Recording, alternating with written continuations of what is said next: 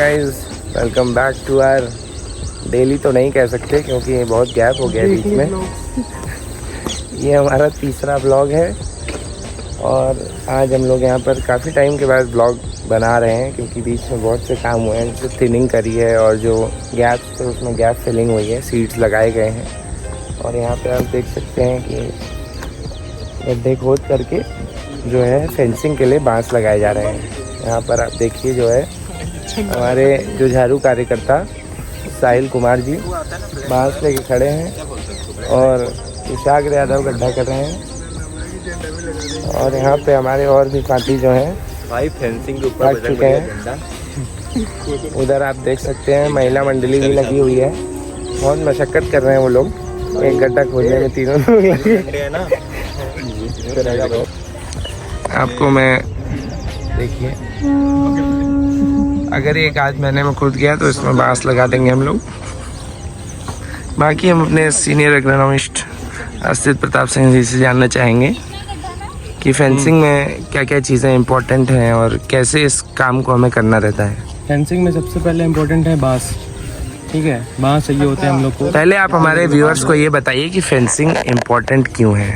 Fencing इसलिए important है कि जितने भी गाय वगैरह है, नील गाय है, सब खा जाती हैं पेड़ को। अगर आप फेंसिंग नहीं करेंगे तो आपकी क्रॉप ख़त्म हो जाएगी। फेंसिंग सबसे इम्पोर्टेंट है। तो फेंसिंग के लिए सबसे ज़्यादा हम लोग को बांस चाहिए। सबसे पहले हम लोग कुछ दूरी पे बांस लगाएंगे, देन उसके बाद नेट, उसको नेट से पूरा कवर कर देंगे। थोड़ी सी जगह छोड़ेंगे जिसमें हम लोग आएंगे जाएंगे, वीडिंग वगैरह करेंगे।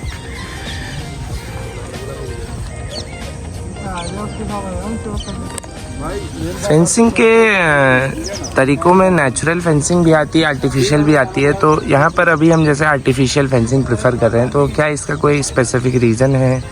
यहाँ पे मतलब हम नेचुरल फेंसिंग भी यूज़ कर सकते थे, कोई कांटे वाले पेड़ और ये सब चीज़ें यूज़ कर सकते थे। उसको मेहनत ज़्यादा लगती फिर। आर्टिफिशियल फेंसिंग यहाँ पर करने का मेन कारण क्या हो सकता है? मेन कारण ये है कि बहुत शॉर्ट ड्यूरेशन क्रॉप है, 2 महीने की क्रॉप ही। जब तक हम दूसरे कोई नेचुरल फेंसिंग करते हैं तब तक हमारी मेन क्रॉप तैयार हो जाती है। या तो फिर इसकी प्लानिंग हमें बहुत पहले से करनी थी, अपनी मेन क्रॉप लगाने से बहुत पहले। तो गाइस, जैसा कि आपको जानकारी मिली है और यहाँ पर आप प्लांट्स देख लीजिए हमारे।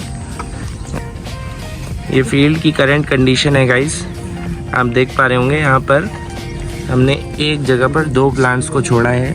अगर आपने हमारे पहले के ब्लॉग्स में देखा होगा, अगर आपने नहीं देखा है तो प्लीज़ आप पहले के ब्लॉग्स को पहले जाकर देखिए, तो आपको समझ में आएगा कि यहाँ पे एक से ज़्यादा प्लांट्स क्यों हैं। तो अब देखिए, हमने यहाँ पर 2 प्लांट्स को छोड़ दिया है क्योंकि इन केस अगर नी हाइट स्टेज तक आते आते इसमें से एक प्लांट ख़राब होता है पेस्ट अटैक से या फिर इन्वायरमेंटल कंडीशंस की वजह से, देन इन दैट केस हम एक प्लांट जो ज़्यादा हेल्दी रहेगा उसको छोड़ के बाकी दूसरे प्लांट्स को हटा सकते हैं।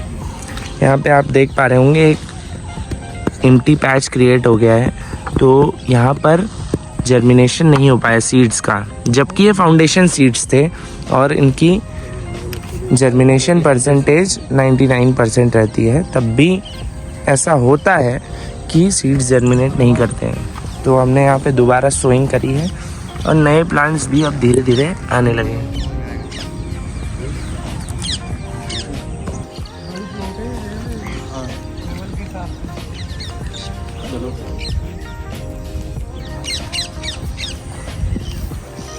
नमन गलव जी हमारे यहाँ पे गड्ढा खोद रहे हैं।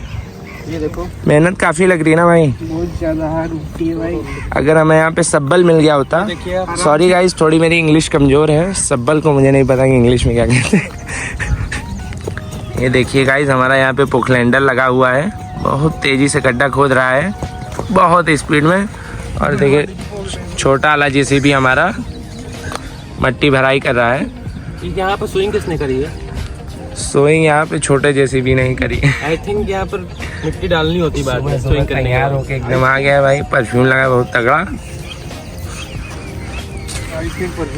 क्लोजअप दे रहा हूँ। ये व्लॉग अगर इनके कोई जानने वाले देख रहे हैं तो ध्यान से देख लीजिए। पूजा कर लिया है। तो सारे बांस गड़ चुके हैं और अभी जोसा भाई तैयारी कर रहे हैं फेंसिंग की। ये है प्रीमियम क्वालिटी की ग्रीन नेट। भाई कौन सा वायर है ये दोस्तों, अगर आपने घर में कभी अपने काम करवाया होगा तो ये सरिया को जो बांधने के लिए यूज़ किया जाता है वाला तार है। ज़्यादा मैं कहीं से अंग्रेजी में नहीं जानता। GI वायर, देखिए हमारे इसको इंग्लिश में बोलते हैं GI वायर। फुल फॉर्म क्या है इसका? फुल फॉर्म है गैल्वेनाइज्ड ज्योग्राफिकल इंडेक्स वायर। तुम बताओ भाई। कुछ नहीं, ऑन कैमरा कुछ नहीं। No comments. थोड़ा आगे से फेंक, आगे से ओए, आगे जा। उधर गाड़ी भी है।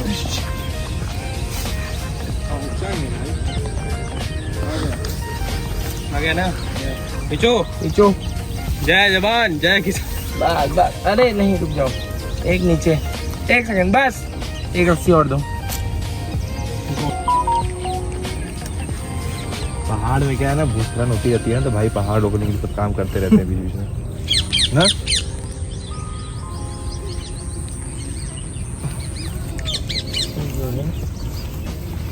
तो ये बहुत लंबा है, रुको, वो लाना दो, ग्लास दो। ठीक है, बाहर निकाल देना, अभी फेंकना भी तो है। अरे उसको नहीं फेंकना है भाई, ये यहीं चढ़ेगा। पेड़ के बांध देना उधर। पहले यार घास हटाओ वहाँ की। ये बुद्धिजीवी इधर आओ, गाड़ो ना उसको। ज़्यादा वो नहीं चाहिए ना, बस थोड़ा सा फंस।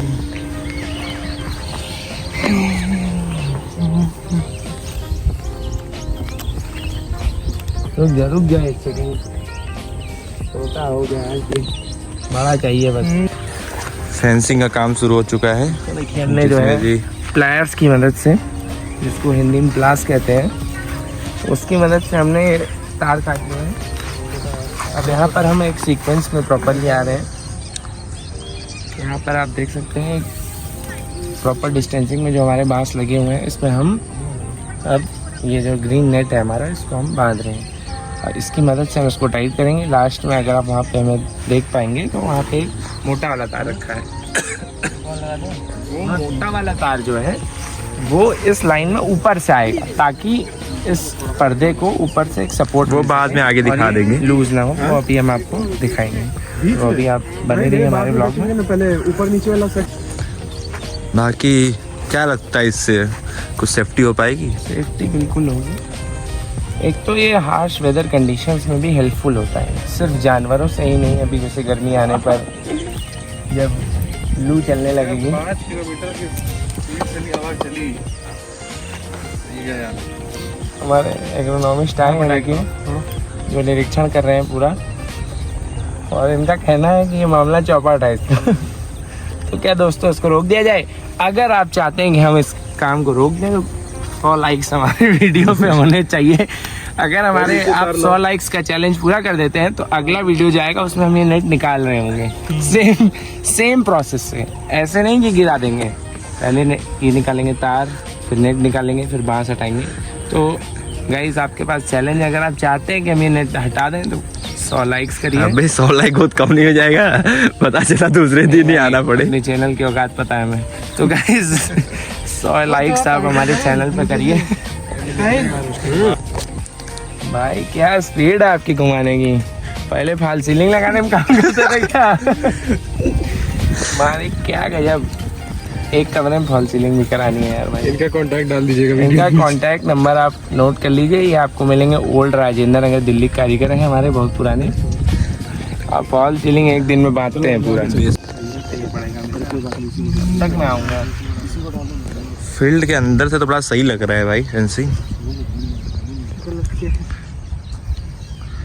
भाई अब एक काम करो, ये वाली तार उठाओ और ऊपर से लगाते हुए चले आओ। यहाँ से उतना ऊपर से, ऊपर से यहाँ से लगानी है। नहीं, इतना उसके लिए इतना क्या करना पड़ेगा पता है? पहले उस तार को लगाना पड़ेगा, हाँ, फिर उसके बाद ये छोटी वाली तार से हुक बना के उसमें टाइम। उसमें कसना पड़ेगा। तक ना हाँ, यहाँ इतना से नहीं लगाओ। भाई, एक हाथ ये देखो, अबे ये एक हाथ नहीं भाई, ये देखो, बस ये इतने चीज पे एकदम इसी के लेवल पे लाओ, अरे लेवल पे बराबर नहीं, इससे गिठान के ऊपर लो। उस पे खींचोगे। भाई। हाँ, पकड़ के बांधेंगे उससे यूं। अगर हमें बहुत ऊंचा हो जाएगा, यहाँ तक रखो, मैं बता ये रहा तार है हूँ। तो हाँ? ऊंचा यहाँ नहीं बांधेगा होगा। ही, खिसकेगा नहीं नीचे। वो देखो नहीं किसका। तुम्हें अगर नहीं समझ आ रहा है वो देखो उस फील्ड की, देखो क्या हो गई है, पर्दे पूरे नीचे झूले हुए हैं। हमारा नहीं होगा, इसीलिए तो बता रहा हूँ वो टेक्निक। हवा चलेगी सब ढीला हो अगर जाएगा। देखो मेरी बात, ये जो तार बांधे हो बात पहले ये आप सभी लोग फैलती रहती है हवा के साथ। प्रपोजल सुनिए मेरा। सुनाओ। मेरा क्या है सोचने का तरीका, उस तार को जो बांधो टाइट बांधो, ठीक है। टाइट जब वो बंधेगी उसके बाद इसको उसमें हुक कर दो पूरा, समझिए ना। तो वही चीज और तो एक बार जब पूरा हुक हो जाएगा तो फिर ना वो सरकेगी ना ये सरकेगा, कोई कुछ नहीं सरकेगा। तो दोस्तों आज का काम यहीं तक था। धूप भी काफी तेज हो गई थी, इसलिए हम लोग काम कंप्लीट करके रूम आ गए। अगर वीडियो पसंद आए तो लाइक करो और चैनल को सब्सक्राइब करो। मिलते हैं नेक्स्ट व्लॉग में, नेक्स्ट स्टेप दिखाएंगे। Stay tuned.